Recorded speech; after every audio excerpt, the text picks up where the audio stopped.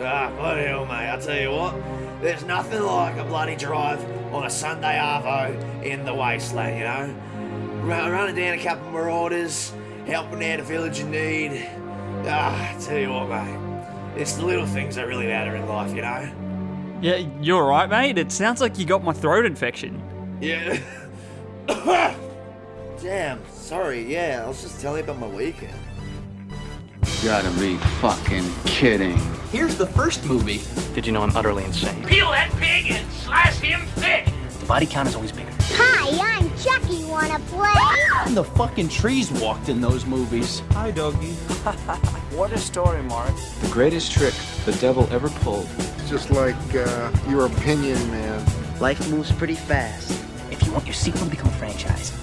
37 dicks. In a row? I'm your number one fan. G'day, ladies and gents. Welcome back to another episode of Marathon Me with your host, Kane. And Rhys. And today, we're back with another installment in our Mad Max franchise overview with Mad Max 2, The Road Warrior. Or just Mad Max, The Road Warrior. Or I think it's even just called The Road Warrior in some areas. Who knows? Or in Australia, it's just called Mad Max 2.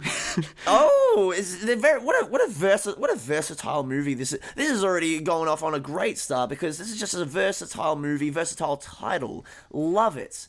Honestly. Rhys, you want to tell us a little bit about Mad Max 2, The Road Warrior? A little bit of history?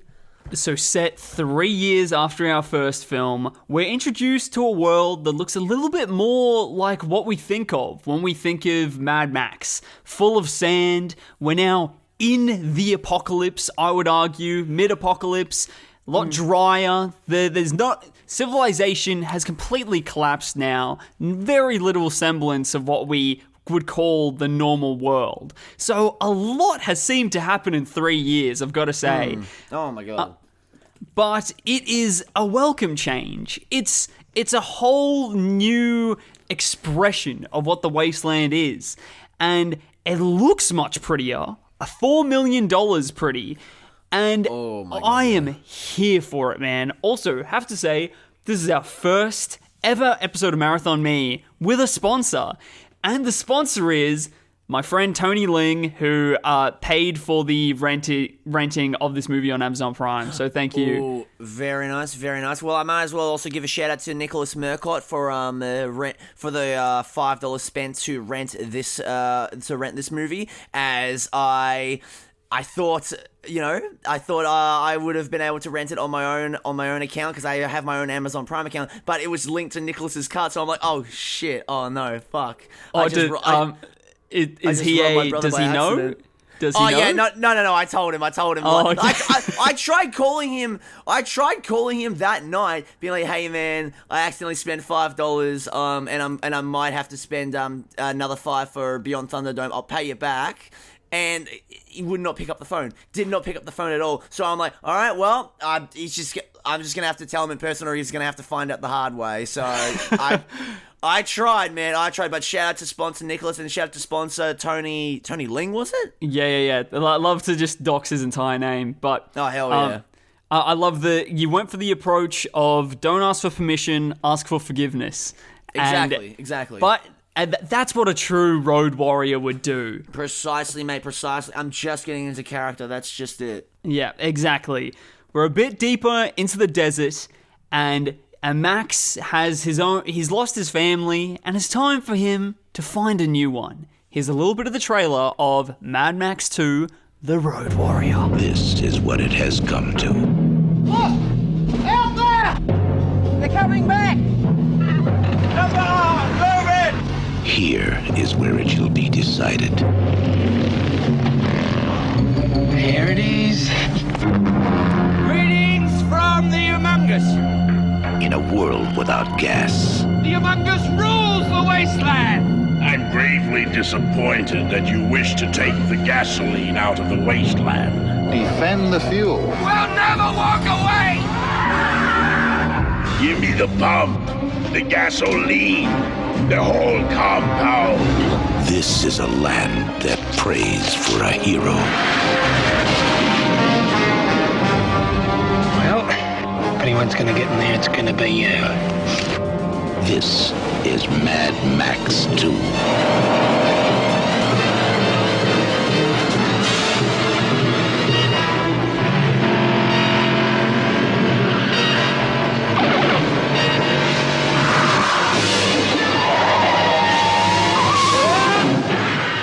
So this film is a lot grander than the last Mad Max movie that we saw, right? More than 10 times the budget. It immediately looks far more cinematic than what we got before.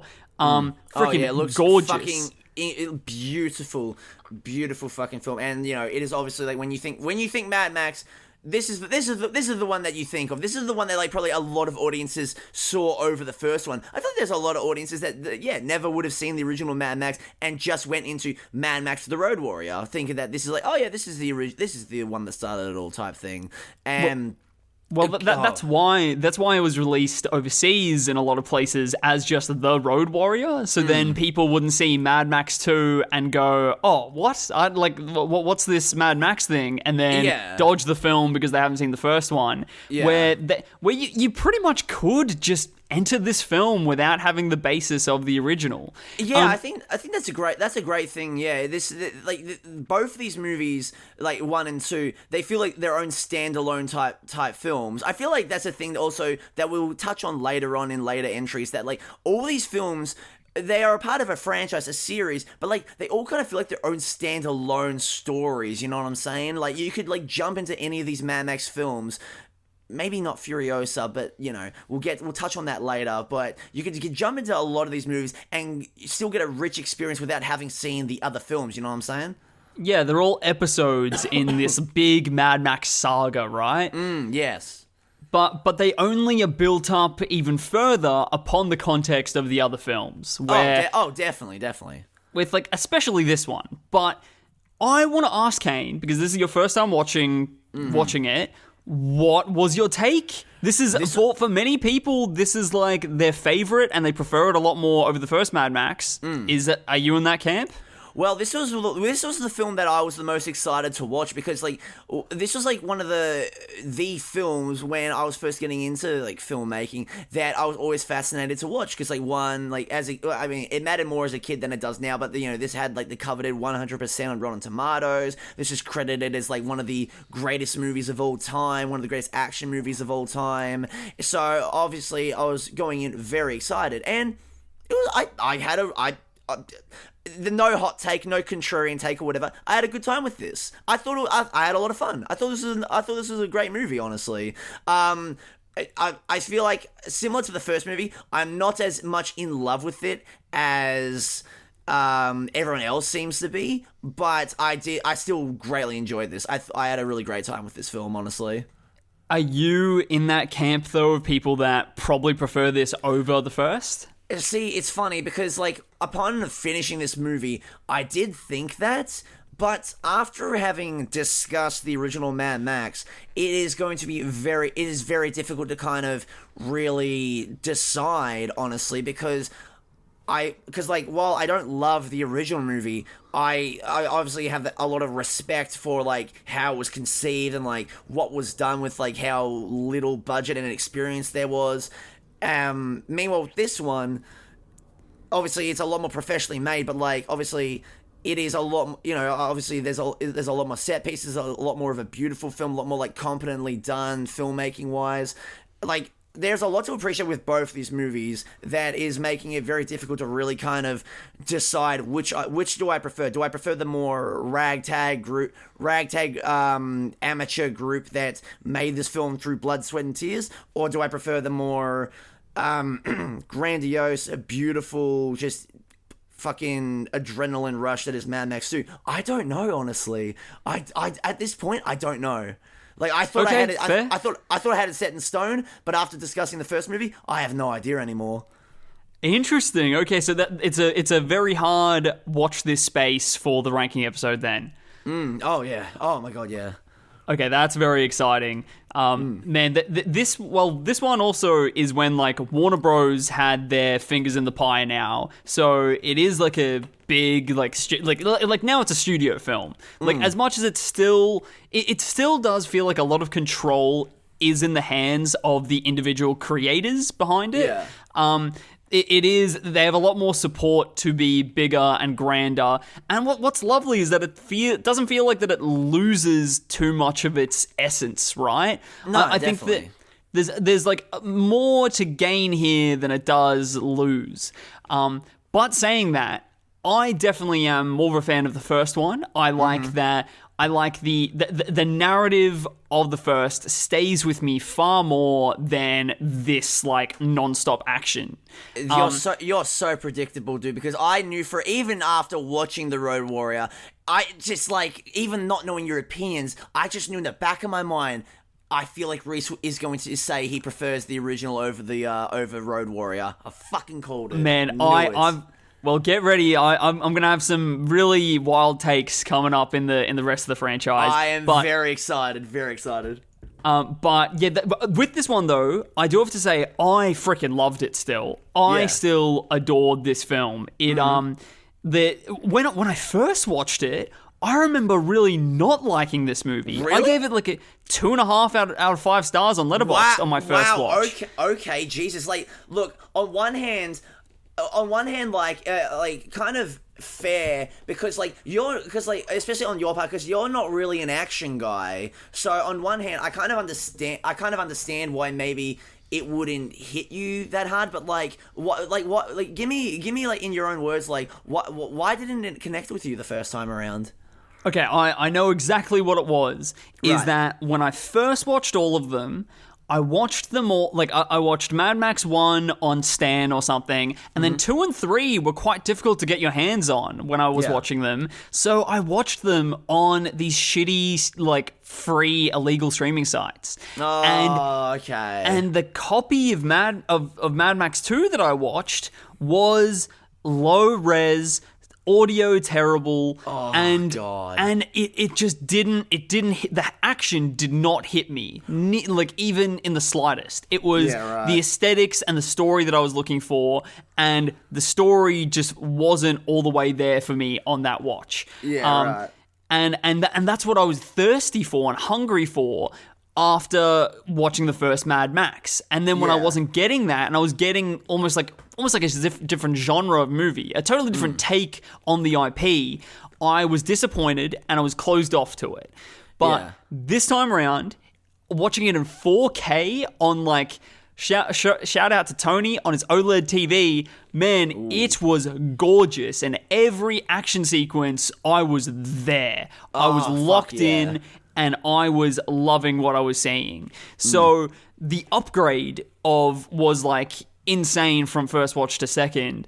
But like first time, what I remember so little from it, first time watching it, that it was my least favorite Mad Max movie by far. Oh, almost. Damn. Okay. Yeah. Interesting. Yeah, I tore it to shreds.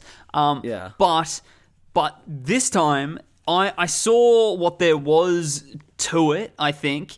Saw the like ambition, because even though that it is like a natural upgrade throughout the entire franchise, right? Yeah. The step up from 1 to 2 of just like the filmmaking ability in only 2 years is really remarkable, I've got to say. Nuts, man. Absolutely insane. The scale that it goes up in is unreal, man. And it's scale in terms of cinematography, like stunt work, the amount of like vehicles that they're able to use this time around compared to the first one, and locate, and not just already pre-built locations, actual proper sets that were being built, like the village that's being built, all these custom-made cars that are being like created for this film, like fucking insane, dude. It feels very, very much like an exploration of the capacity that this world has, that would have been like, this is almost like what George Miller wanted to make, but he couldn't for the first one. And now he can. Because now he's got all this money thrown at him. And he's going fucking hog wild in terms of the vehicles, the set design, the fucking costuming. Oh my Lord. God. Like the costuming in this makes the first movie look subtle. My fucking word. You've got goddamn motherfuckers in hockey masks and speedos looking like wrestlers. You got a motherfucker going around with assless chaps. Like you've even got Mad Max in a more over the top rugged version of his outfit with one. You know how you said how we've been commenting Max has lost a lot. He's lost his family. He's lost the world around him. But most importantly, he's lost his sleeve. He lost one of his sleeves. Very true. The poor guy. I have this theory that at least $500,000 of this budget went towards drugs in the background of this film because it's fucking insane. It is. Oh my God! Yeah. It is insane. Some of the just it feels like that. People were almost at Burning Man, and then they set up some cameras, and then this movie came out of it. Dude, legit, the aesthetics of this movie, especially a lot of the haircuts as well. A lot of this would. You can just go to a music festival, or go to Burning Man, and you'll get the Mad Max 2 Road Warrior experience. What the fuck? But so many desert raves are the aesthetics and what's it called? The sort of briefs that they are trying to resemble are all sort of inspired by Mad Max, by this world. Also, here's a little fun thing for everyone listening. I think it was maybe after watching 2 or 3, I texted Rhys saying that, hey, I think for Halloween, I really want to do a Mad Max outfit this year. And now I kind of realize, hey, if we ever go to a music festival together, or Burning Man together, or even if I'm just going by myself with whoever, I have to do a fucking full on Mad Max 2 cosplay. Even dye the temples of my hair white just to get that proper Mad Max cosplay. He doesn't have these white patches in number 1, does he? Right? No, not number 1 at all, nah. Because I only noticed this in Mad Max 3. I was like, since when did Max have these little white patches? No, actually, I'll let you go first. No, you go. Oh, no, well, I was just going to say that because Mel Gibson actually had a lot of creative control over the aesthetic of Max in Road Warrior. Basically, really just wanting to have him look as grizzled and as fucked up as possible. Obviously, there's, the fact that, he looks old, Mel just looks older because, he was a very heavy smoker at the time, so obviously that's going to take a toll on, his, how he looks and his, skin condition and everything, so making him kind of just look older. But, also having the costume be all fucked up.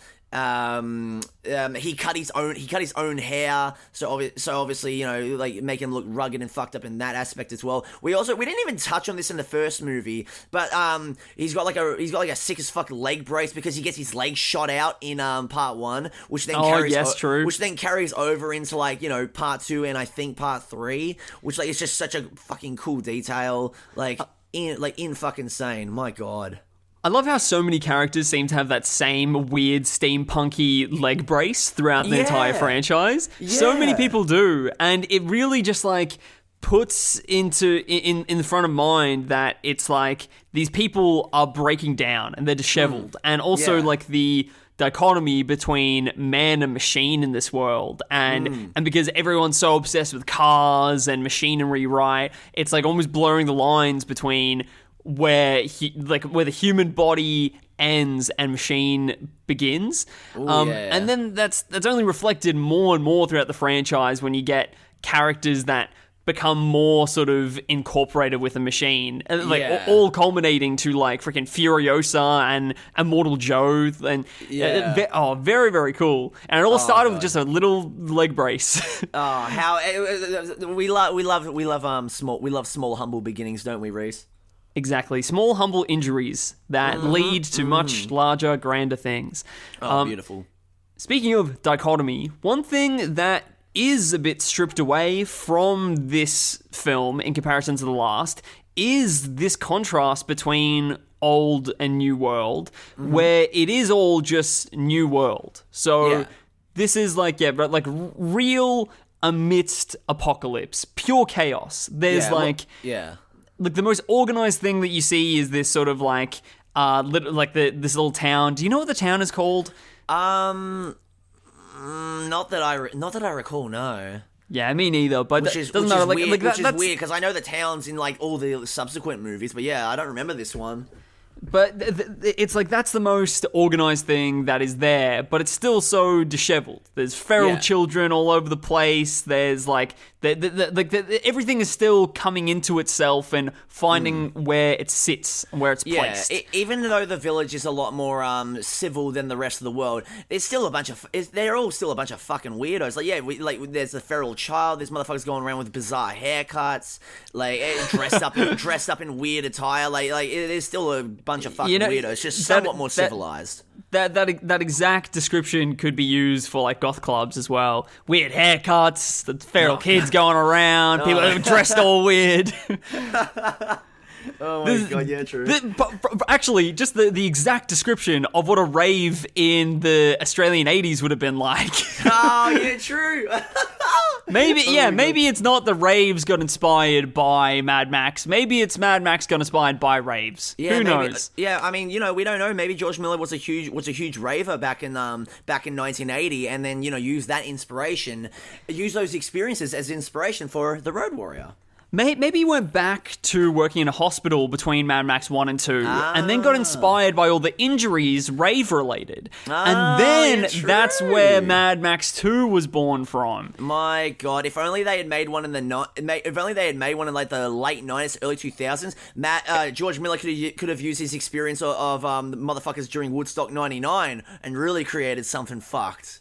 Oh, I thought you were going to go down the avenue of like getting inspired by all the heroin overdoses, and then everyone's just on heroin. And make a more mellow, make a more like melancholic, contemplative Mad Max movie. Ooh, it's like everyone is fueled by some sort of like needle iconography, and like everyone's looking for like the equivalent of like the spice. Like they're all chasing the dragon. They're all chasing the dragon. The main villain of this hypothetical Mad Max 4 set in the 90s is like their main vehicle is this like dragon-inspired truck. I like that. And at the end, they're all chasing that dragon, and they never end up catching up to it. They finally, when they finally catch up to it and stop it, it just gets destroyed, and the dragon no longer exists. You can never catch up to that dragon. What could have been, man? What could have been? Exactly. Instead, we got some fucking Fury Road bullshit. So disgusting. So with the narrative of this, which first time watching, I got barely any of. I was like, this is a movie about nothing. Like I thought. Upon rewatch, there definitely is a story here. Like it's Mad Max, this character that has completely lost everything. Finding that he can open himself up again and be a force for good instead of being doomed to be the loner on the road for the rest of his life. It's almost like, finding purpose and community seems to be the arc that he has here, which I think very, very fair, interesting arc. Like, it maybe doesn't have the depth of the first one because it's very much like it's a very functional arc, right? It's like lonely man needs to help someone to feel good about himself. That is about it. It's there, like the story is there, and it's good, and it serves its purpose very well. But I feel like, it's nothing too mind blowing or like really that much to chew on in comparison to the first movie. Like I like the story of this movie, but I feel like the story, in a sense, kind of, in a way, is kind of it's there out of necessity because clearly the boys wanted to do with this movie was just to go bigger and crazier, and I feel like that's like kind of what this movie is kind of stands for. It's just like it's bigger, it's crazier, it's madder even. It's madder, it's maxer, it's tour. It's Rhoda, it's Warrior. It's Mad Max to the max. Yeah, they 100% could have called it that. Glad that they didn't. But the narrative feels very... Yeah, exactly. It's Mada and it's Maxa. It feels a bit like a side quest narrative, right? Where Max very much falls into this. It's this like, well, I guess I've got to help these people now. And it very much reminds me of a bit of Temple of Doom treatment. Dude, literally was gonna fucking mention that, man. You beat me to it, you bastard. Yes, okay. It is such a Temple of Doom ass storyline. Like, yeah, very just like the hero's just thrown into this, and it's just like, well, all right, well, I guess, all right, let's just do. No, it's like, I guess I'll do this. Okay, but now I'm actually into this now. Yeah. The protagonist even gets like a kid sidekick that that talks a bit funny, that he learns how to love. Jesus. There's a real alignment with that. But then this was pre Temple of Doom, right? Yeah. Again, Mad Max setting the standard for these big for these big cinematic moments in history. It's insane as well because like this and Raiders of the Lost Ark were probably like in production at the same time since they both came out in 81. So yeah, this is a Warrior situation all over again. My God. Yeah, exactly. And another thing that I noticed when watching this, and I was like, oh my God, I'm a genius. And then apparently other people online have also figured this out. But with Humongous, the freaking like main sort of evil dude and the main villain in this with the hockey mask, predates Jason getting his mask in Friday the 13th. Yeah, true. Holy fuck. Like, immediately when this character pops up, Humongous, you think, oh yeah, like complete Jason sort of ripoff. Yeah. But no, even though the Friday the 13th was a thing at this point in culture, you and I both know that Jason doesn't get his mask until part 3. Yeah, part 3, 1982. Exactly. Which is, and also they didn't have very long production timelines, so it was probably made in 1982 as well. Like they pretty much probably just made it and then brought it out. Like there was, so even fucking George Miller getting the evil hockey mask iconography, making that mainstream before freaking Jason does. It's like he's predicting all these cinematic icons and putting them in there. The marketing of Fury Road and Furiosa really was correct when they called him the mastermind, George Miller. Like, cause like, bravo, George, fucking hell. Exactly. The freaking this one called The Road Warrior, A Nightmare on Elm Street Part 3, The Dream Warriors. Oh. Like I think you might be stretching it a little bit with that, but I do get what you're saying. Oh yeah, 100%. yeah, completely. I know. Now I'm just trying to look for other things to try and boost up this man. Boost up this man's confidence. Yeah, exactly. You know, he's a pretty down and out guy. You know, he's pretty small time. You know, we're gonna give him the shout out he needs. You know. Yeah, 100%. I just also love just how impractical this like Humongous is. Like, where's he finding his pre-workout protein powder in the wasteland? God. Yeah, true. I mean, that's I don't know. I mean, it is a good question to ask about these types of characters that are like big, bulky, and like the fucking post-apocalypse. But like for some reason, I always get so annoyed whenever people are asking that question. I'm just like, man, I don't know. Who cares? It's a cool aesthetic. Fuck you. Oh yeah, completely. I know. I would rather Humongous be Humongous rather than just like this scrawny little dude in a gimp outfit. Since we're like on a bit of a Humongous talk at the moment, I just want to quickly actually ask your opinion. Did you like Humongous in this movie? Did you think he was a good villain at all, an interesting villain compared to like what we saw before and what would come after? Well, he seems to share the spotlight with another villain called, like, I think Wes. Yeah, So, like, they...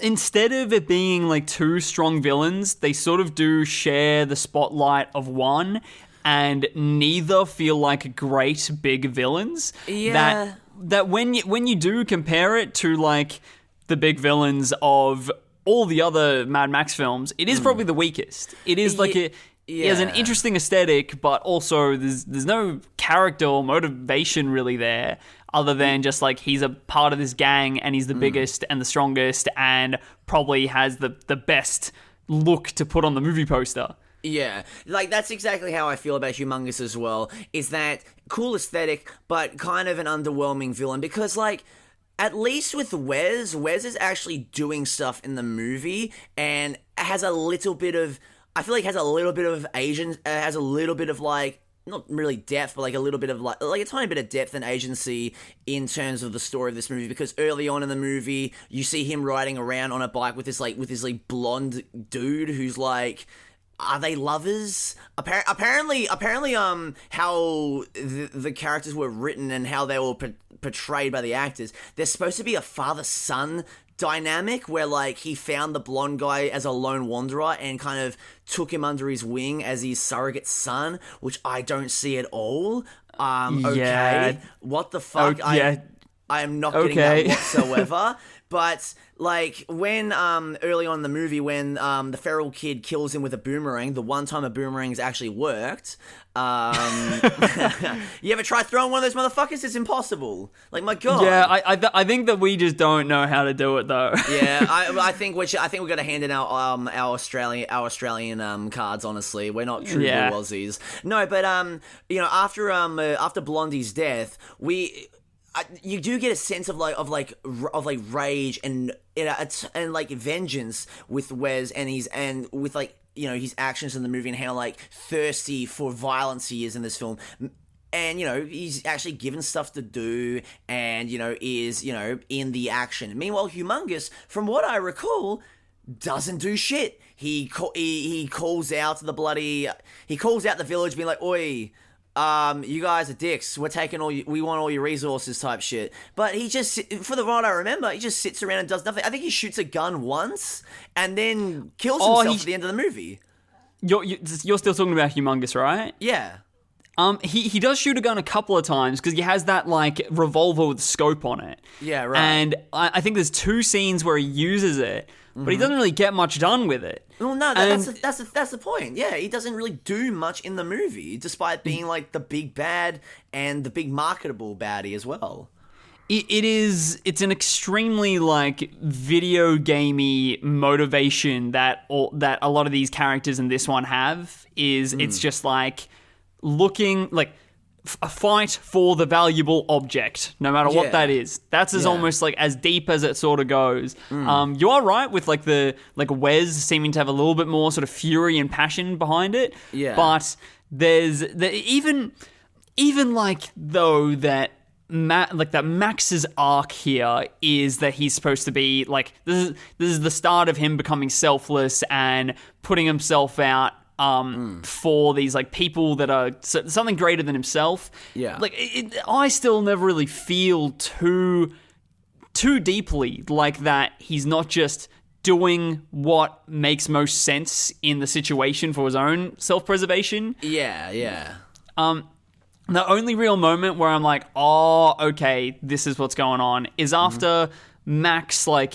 When he like goes out and he's fucking around with like the main sort of gang and he gets injured and then he gets sent back to the camp and he comes out of his like mini coma thing and he pretty much refuses to not drive the truck when he's like, no, I'm doing this. And then, and it's really like, that's his moment of like his test, right? Where it's like, I am going to put myself in harm's way for these random people. Other than that real moment, I never really feel too much of like, oh, he's doing this for virtuous reasons. Yeah, you are. Yeah, I felt the same while watching the movie. Like again, it's a narrative that like is there almost out of necessity, but doesn't really delve too much deeply than what is seen on the surface, especially compared to the first movie. Yeah, it's real like. This is a bit of a cartoon movie that we're watching. We're watching a live-action cartoon, it feels a bit like, and it's really fun, and there's a lot to enjoy there. Like, the most grounded character in, like, the entire world is Max here, which is saying a lot, because even he is, like this, like, almost mystic figure. of like the mysterious man that comes out of nowhere, the mysterious loner that's going to save and fix all of our problems. Exactly. The folk hero that's multiple different POVs are going to be talking about through generations as like campfire stories. The lone road warrior that saved us type thing. Yeah, so he's almost like a shadow mystery legend, and he's a mystic figure, yeah. And he's the most grounded in this movie. Like we get a great character in this film is the gyro captain. Oh yes, Bruce Spencer's fucking character. Yes, oh my god, he's so fucking fun in this. He is such a good little bit of character to have in here, as well as like with his little. Is it gyro or gyrocopter? I think gyrocopter. I'm pretty sure.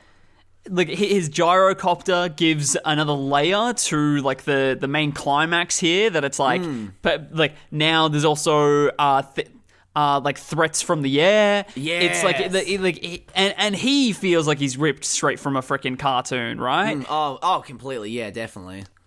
So he has like a little bit of depth, with also finding his place in this world. Yeah, so get a nice little character arc with him, which like I was not expecting that, which was pretty nice. You know, you get that one part of him like, you know, wanting to run away with like one of the women in the camp, and then eventually is convinced, but also in a way is convinced to go back and, you know, don't ditch everyone, and then eventually kind of almost, you know, takes up a bit of leadership in what was it? Doesn't he end up like driving like the bus in the movie or something like that? Oh, he ends up being like the leader of the entire camp. Yeah, right. Because the original like the de facto leader like dies like during the final climax. Yeah, exactly. It really. True. So him and Max to like weirdly be these like sort of enemies at the start and then become friends and comrades is really fitting, because it is two men that are really, really sold and locked into their independence and their loneliness in the wasteland, and both of them finding purpose in a community, both in slightly different ways, but both put themselves in harm's way for someone that isn't themselves for the first time in years, we would have to assume, right? Oh, yeah. Also, I actually totally forgot about this, but Max has a dog in this now. Oh my god, had yes. a dog in this. Yeah, oh my god. You know one thing I love about like these first two movies and like the movies in general is that they're all really maybe not the first one, because the first one is pretty bleak, but it is still goofy and fun. But all these movies, you know, they're all, you know, they're fucking weird. They're weird films. They're goofy. They're over the top. But I love that they almost all of them just have a little sense of just dark depravity about them. Like, first one, kill a kid. Second one, kill a fucking dog. Why the hell not? Who cares? Kind of thing. Like, yeah, we're having fun, and we're having fun. We're all dressed up in ridiculous outfits, but let's have a bit of cruelty as well, just to show that the apocalypse ain't fucking around. Yeah, you're totally right. That's a perfect way to put it, right? Is that stakes are still here. Even though I'd watched it before, I was still surprised when they did kill the dog. Yeah. I was like, no way that they're doing this. Oh my god. I was sure that the dog was going to last minute, like, jump up and, you know, bite the freaking arm of the person holding the crossbow or something. Same here. But no, they kill this dog. And also off screen again. Because we don't need to see that. We get it, and we're hurt enough by it anyway. Yeah, exactly. And who knows, maybe they'll keep on upping up the ante and then mirror the Omen Part 3 in the third one and do a baby massacre. Who knows? Oh, yeah, true, yes. Who knows what Beyond Thunderdome will entail. Yeah. I'm like probably happy to sort of wrap Road Warrior up in a sec. Do you have any closing remarks? Not particularly. Like, I agree that it's like, I feel like there's not much to be.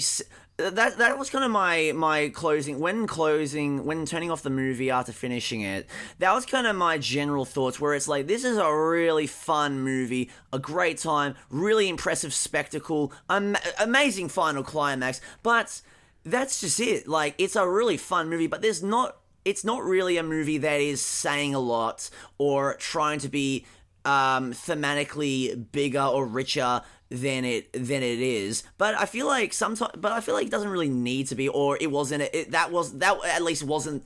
I don't think the intention that George Miller and company had while making The Road Warrior. They just wanted to make a lavishly produced, over-the-top, ridiculous, sometimes cruel, just post-apocalyptic action film. And we here on Marathon Me, we love, delving into films and picking them apart and overanalyzing the shit out of them, even if it's films that really kind of don't need to be overanalyzed, but they can be, and it's such a great time. But sometimes we'll just watch a film and it's good and we quite enjoy it, and even if there's not a lot to chew on, that's okay. Yeah, there's, here it is very much the whole film shows and doesn't tell much, right?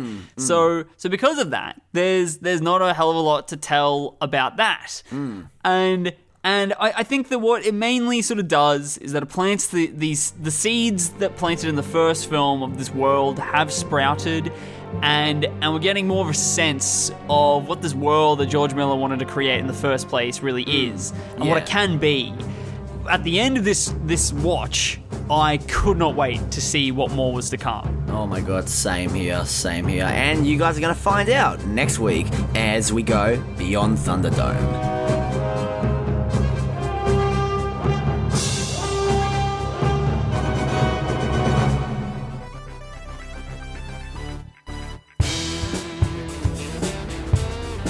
And don't forget to check out our Facebook page at Marathon Me Official, all one word, and our Instagram, MarathonMe_official, to keep up to date on the podcast. And hey, if you want to get into contact with us, email us at marathonmepodc, yes, the letter C, @gmail.com. Like podcast without the ask.